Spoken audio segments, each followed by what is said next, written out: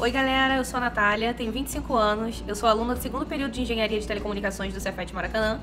Bem-vindos ao nosso podcast de segurança de redes de telecomunicações. Hoje a gente vai bater um papo sobre esse tema super urgente, ainda mais com o avanço acelerado da tecnologia. Nosso objetivo nesse podcast é abordar o assunto de forma bem simplificada, para que seja de fácil acesso a qualquer público. Vamos iniciar falando um pouco de criptografia, depois daremos sequência às aplicações na sociedade, as tendências para o futuro e um pouco de uma história recente sobre um ataque de ransomware de resultados catastróficos. Mas, por agora, vamos começar com os fundamentos, com a parte teórica. Oi, gente, meu nome é Júlia Camargo, sou estudante da Cefet e atualmente curso o segundo período em Engenharia de Telecomunicações. Hoje eu vim falar um pouquinho sobre as principais tecnologias de segurança. Agora, começando pelo começo, tecnologias de segurança são meios de proteger dados e informações, sendo pessoais ou empresariais. Podem ser sistemas, programas ou identificação cadastral pessoal, uma senha. Agora que definido o que é uma tecnologia de segurança, as principais e mais utilizadas são firewall, criptografia, VPN, sistema anti-intruso e a autentificação multifatorial. O firewall é um sistema de segurança que monitora e controla o tráfego de rede com base em regras pré-definidas. É como se fosse uma barreira entre uma rede confiável, como a rede interna de uma empresa, e uma rede não confiável, como a internet, bloqueando acessos não autorizados e permitindo apenas comunicações seguras. Um exemplo para melhor visualização. É só pensar em algum aplicativo ou download de qualquer arquivo que você tenha feito no seu computador que foi barrado. Era o firewall agindo e impedindo algum vírus ou acesso não autorizado. Agora, se de alguma forma conseguiram passar pelo firewall e acessar seu computador, ainda teria que confrontar a criptografia do seu aparelho. A criptografia é a técnica de codificar informações para que apenas pessoas autorizadas possam acessá-las. Ela transforma dados legíveis, um texto simples, em dados ilegíveis, o texto cifrado, que só podem ser decodificados com uma chave apropriada. Então, mesmo que ultrapassem o firewall, dificilmente teriam acesso a seus arquivos e mensagens. Um exemplo a ser citado é o WhatsApp. Mas caso haja suspeita de acesso não autorizado no seu sistema, o sistema anti-intruso detecta e previne atividades suspeitas ou maliciosas em uma rede ou sistema. Mas é preciso prestar atenção. Quando se trata de IDS, do inglês Intrusion Detection System, apenas detecta e alerta sobre possíveis ataques. Agora, quando se trata de IPS, do inglês Intrusion Prevention System, além de detectar, ele bloqueia automaticamente as ameaças.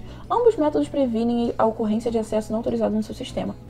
Já o VPN cria uma conexão segura e criptografada entre o dispositivo do usuário e a internet. Ela oculta o endereço IP real do usuário e protege os dados transmitidos, especialmente em redes públicas como Wi-Fi de cafés e aeroportos, sendo muito útil, por exemplo, para quem precisa conectar a uma rede pública de forma segura. Pois bem, o VPN tem muitos benefícios, sendo a privacidade online, a segurança em redes públicas, mas uma curiosidade interessante é que por ser possível, através do VPN, mudar a localização do IP do seu dispositivo, é possível também ter acesso a conteúdos restritos geograficamente. Encerrando com o que eu considero ser o método de segurança primordial mais conhecido e, apesar de simples, mais importante, a autentificação multifatorial, que consiste na exigência de mais de uma forma de verificar para conceder acesso a um sistema. Tendo o telefone como exemplo, normalmente as pessoas tendem a usar a autentificação por apenas uma etapa, ou a senha de desenho, ou a senha de PIN, até as mais recentes como a senha por impressão digital e reconhecimento facial. Porém, a autentificação multifatorial leva em consideração 3 categorias para a concessão de acesso a um sistema: algo que você sabe, algo que você tem e algo que você é. Algo que você sabe sendo a senha ou o PIN, algo que você tem sendo celular, token ou cartão, e algo que você é, sendo a biometria por meio de impressão digital ou pelo reconhecimento facial. E assim terminamos nosso breve resumo sobre as principais tecnologias de segurança, sobre sua importância em um mundo tão virtualmente inseguro e seus meios de se proteger. E lembrem-se, além desses sistemas e programas, é muito importante atualizá-los para que sempre acompanhem os avanços tecnológicos e possam te proteger de forma eficaz e efetiva.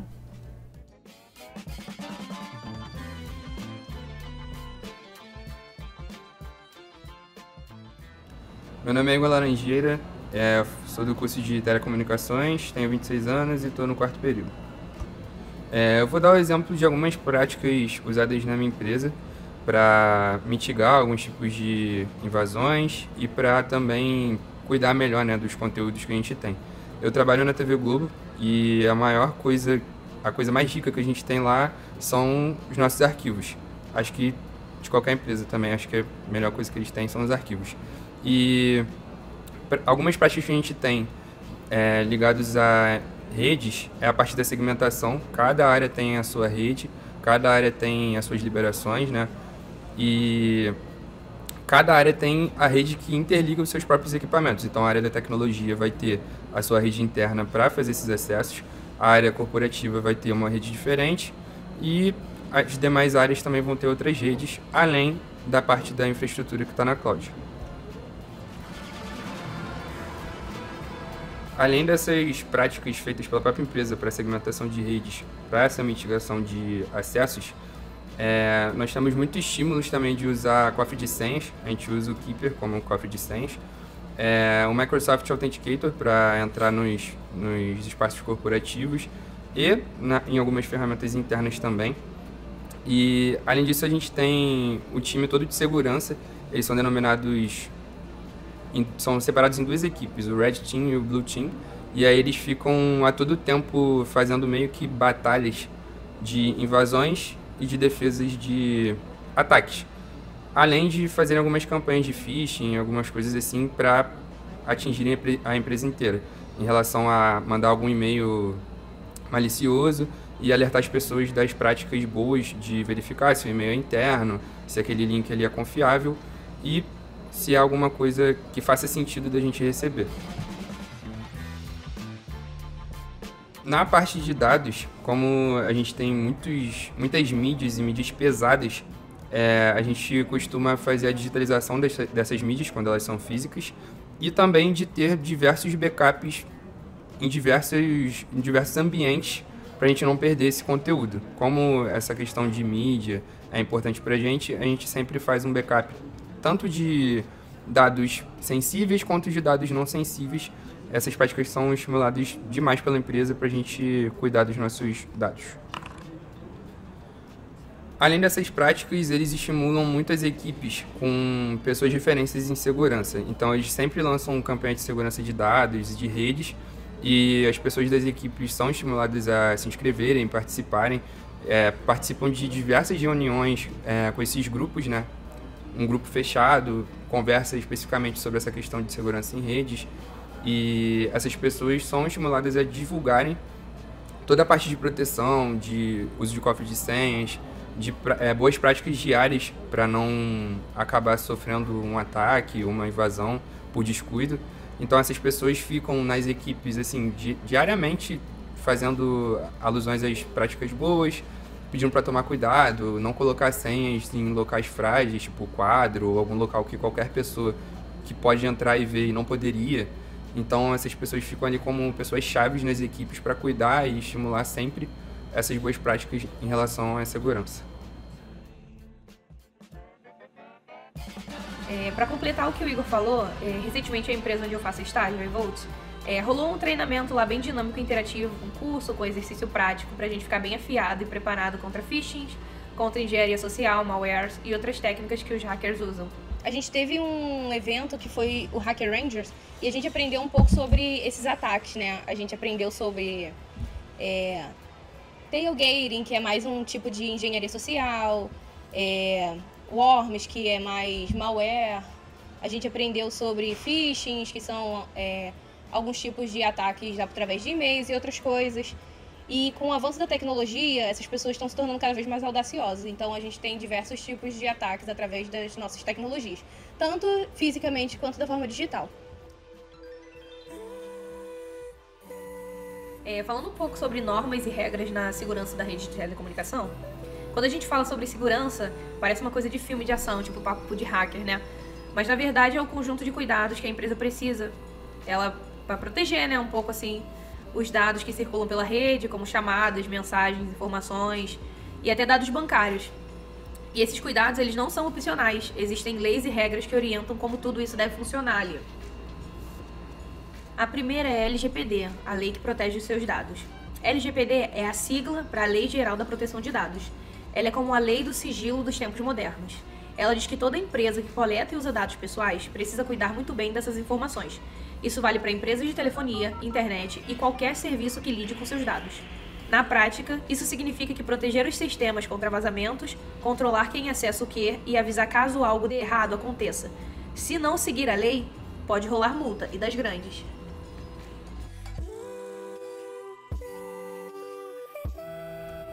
Além das leis do Brasil, também existem normas internacionais que servem como manuais de boas práticas.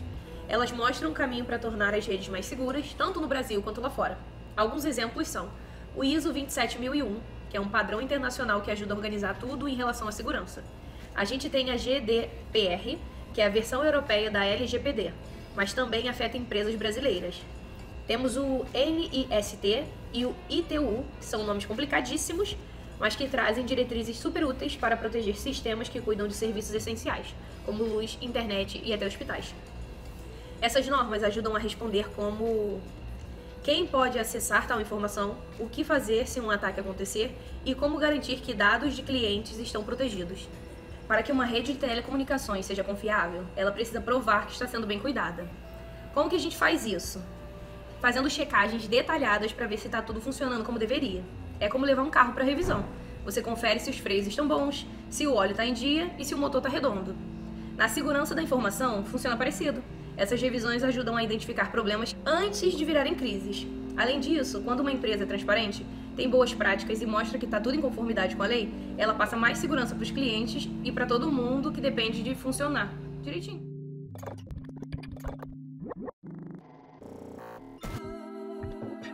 Oi, eu sou o Thiago, sou também de telecomunicações, como todos os demais locutores, como deu pra perceber. Eu tenho 20 anos e gostaria de acrescentar alguns pontos sobre o que eu considero o futuro, ou a direção que estamos indo, no que se trata da infraestrutura de segurança por meio das tecnologias de telecomunicação. Bom, para começar, por mais que possamos observar que o elo mais fraco reside na engenharia social, especificamente no usuário final, isso não significa que a tecnologia não possa evoluir e fortalecer essas defesas com o decorrer do tempo. Com o avanço das tecnologias, novos protocolos, ferramentas e sistemas de defesa surgem, e essas vulnerabilidades tendem a ser cada vez mais escassas. É meio contraintuitivo pensar, mas a criatividade de juntar diferentes tecnologias, por mais simples que pareçam, trazem um peso muito maior no cotidiano das pessoas, funcionários e empresas no geral. Recentemente vimos isso com as tecnologias IoT, ou Internet das Coisas no termo mais abrasileirado, que consiste em conectar vários dispositivos e permitir que eles compartilhem informações entre si. Você até pode pensar, mas qual utilidade isso teria na segurança da rede? Mas na verdade isso traz um ecossistema, que se bem empregado, permitiria, por exemplo, conectar e autorizar acesso a pessoas específicas que mantenham uma chave de segurança.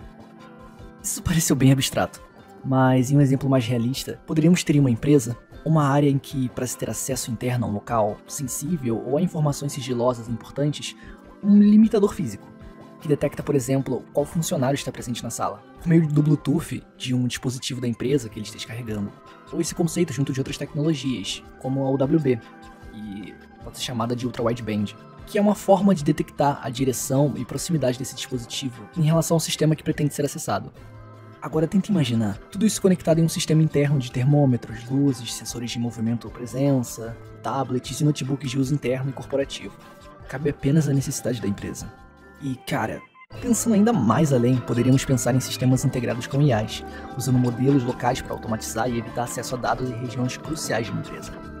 Adicionando esse limite físico, evitaríamos, em algum modo, essas vulnerabilidades de engenharia social, já que o acesso é restrito e registrado, o que garante o melhor controle do quão expostos são esses dados aos funcionários internos, e de que apenas um corpo técnico e autorizado possa encontrá-los e manipulá-los. E com o avanço do 5G e as novas tecnologias de Wi-Fi e radiofrequência, esses sistemas tendem a crescer e serem cada vez mais robustos e capazes de sustentarem níveis de defesa superiores, protegendo de fato o que é essencial e em tempo real. E hoje eu tô aqui com o Platek, ele vai se apresentar aqui pra vocês. Fala aí, Platek. Fala, galera. Aqui é o João Pedro Platek, tô aqui para falar um pouquinho sobre segurança na engenharia de telecomunicações. Eu aqui vou dar um exemplo de um ataque que rolou. Foram um dos maiores ataques que rolou recentemente. Em 2021, a Colonial Pipeline, que é o maior oleoduto dos Estados Unidos, sofreu um ataque de um ransomware. E isso paralisou o fornecimento de combustível para todos os Estados Unidos por um período, porque eles tiveram que desligar todo o sistema e aí eles paralisaram. Isso prejudicou o preço do combustível, que aumentou, teve muita escassez e principalmente propagou o medo, né? Porque os hackers estão se desenvolvendo muito e estão conseguindo invadir cada vez coisas maiores e conseguem afetar muito mais a vida do cidadão em geral. Acabou que a empresa teve que pagar para os hackers uma quantia em criptomoeda de 4,4 milhões de dólares, mas assim, eles se deram bem porque o FBI conseguiu recuperar mais da metade desse preço de resgate.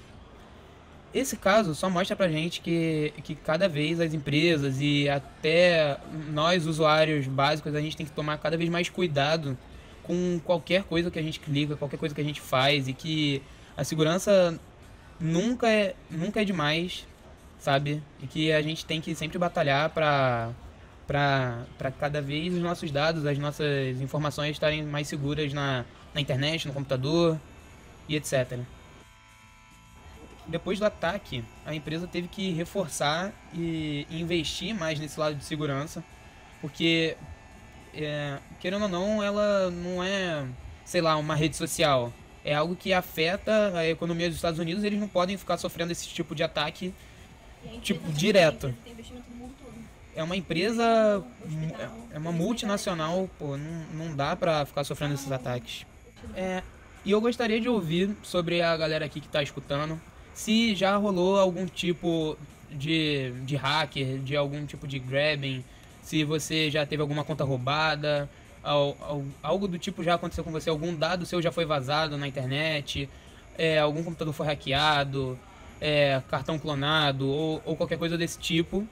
E o que vocês fizeram para se proteger, se vocês começaram a usar algum tipo de VPN, algum tipo de antivírus, algum cuidado a mais que vocês tiveram ao utilizar a internet, ao baixar programas, e algum cuidado que vocês têm com as suas senhas e etc.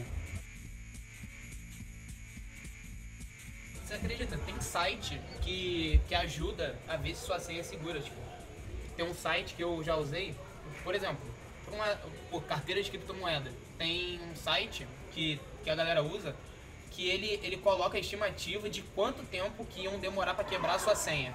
E brute force. 5 minutos. Então. Só que o ideal é sua senha demorar 100 anos para ser quebrada, porque eles vão rodar um algoritmo e aí, pô... Sim.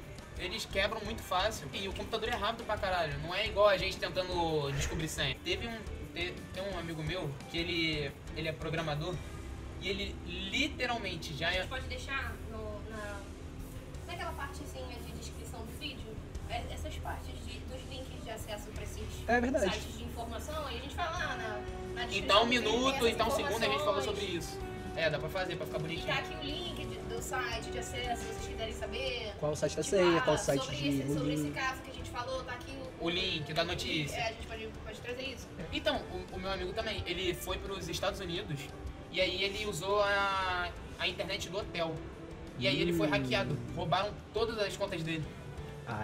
E aí ele... sabe qual é o negócio? Aqui no Brasil não é tão forte essa parada de Wi-Fi público e hackeiam. Eu não sinto que aqui é tão forte.